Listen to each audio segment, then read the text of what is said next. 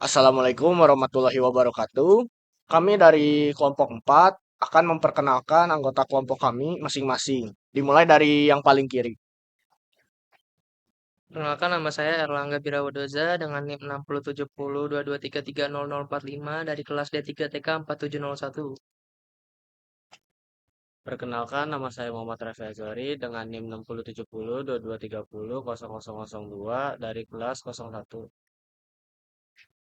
Perkenalkan, nama saya Muhammad Ginanjar Fikri Ramdhani dengan NIM 607022300078 dari kelas 02. Perkenalkan, nama saya Andre Nisman Pinem dengan NIM 60702230030004 dengan kelas D34702. Perkenalkan, nama saya Muhammad Arif Fadil Rahman dengan NIM 607022300039 dari kelas 02. Di sini saya akan menjelaskan tema yang kami ambil yaitu harmoni. Dan judulnya harmoni dalam keberagaman, yaitu mengapa kita harus bersatu. Yang dimana keberagaman adalah kekayaan yang dimiliki oleh masyarakat, namun juga menjadi tantangan dalam menciptakan harmoni. Ketika harmoni terganggu, konflik sosial dan perpecahan seringkali muncul. Untuk mencapai persatuan, penting untuk memahami permasalahan utama yang menghambat harmoni dalam keberagaman serta mencari solusi yang tepat. Di sini saya akan menjelaskan tentang permasalahan utama dalam mencapai harmoni. Satu, diskriminasi berdasarkan identitas. Diskriminasi terhadap suku, agama, atau ras tertentu sering terjadi menjadi akar ketidakharmonisan.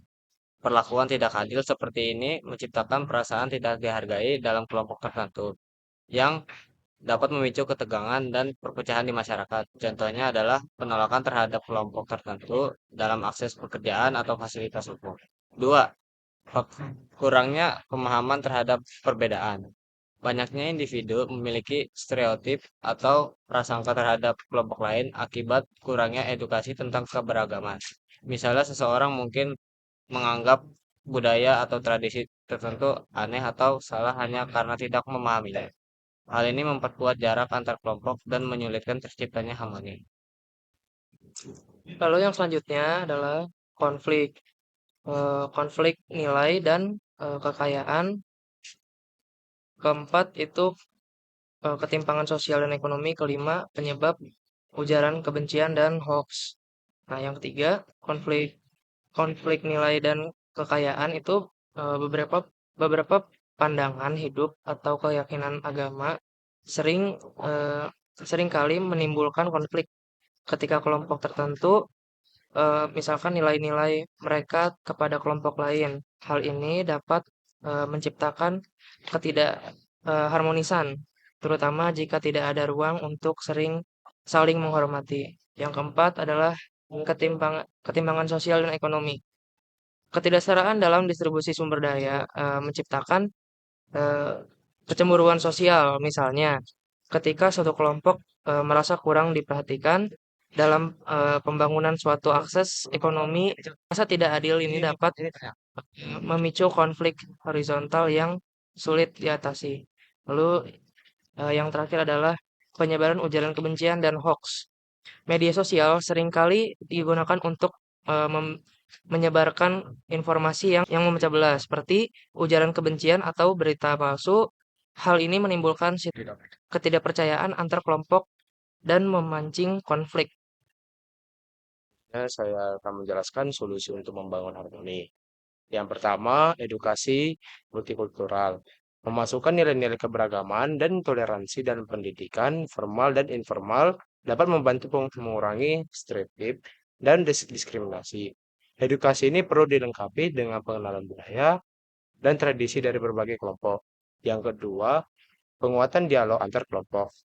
Membuka ruang dialog yang konstruktif antara komunitas dapat membantu menghilangkan prasangka dan membangun pemahaman.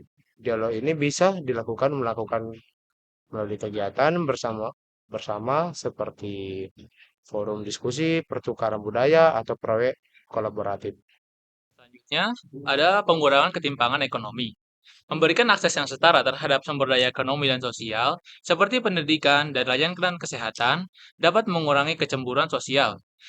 Program pemberdayaan masyarakat juga perlu dilakukan untuk mendukung kelompok yang kurang beruntung. Yang keempat, regulasi dan pengawasan media. Pemerintah dan platform digital harus bekerja sama untuk menangani penyebaran ujaran kebencian dan hoaks. Edukasi literasi digital kepada masyarakat juga penting agar mereka dapat lebih bijak dalam menggunakan media sosial. Jadi intinya, permasalahan dalam mencapai harmoni seperti diskriminasi, kurangnya pemahaman, konflik nilai, ketimpangan sosial, dan penyebaran ujaran kebencian adalah tantangan yang harus diatasi secara serius. Melalui edukasi, dialog, pemerataan ekonomi, dan pengawasan informasi, harmoni dapat terwujud. Dengan bersatu dalam keberagaman, masyarakat dapat hidup lebih damai dan sejahtera. Harmoni bukan hanya sebuah cita-cita, tetapi fondasi untuk masa depan yang lebih baik. Cukup sekian pemaparan dari kelompok 4. Mohon maaf bila kami ada salah kata. Wassalamualaikum warahmatullahi wabarakatuh.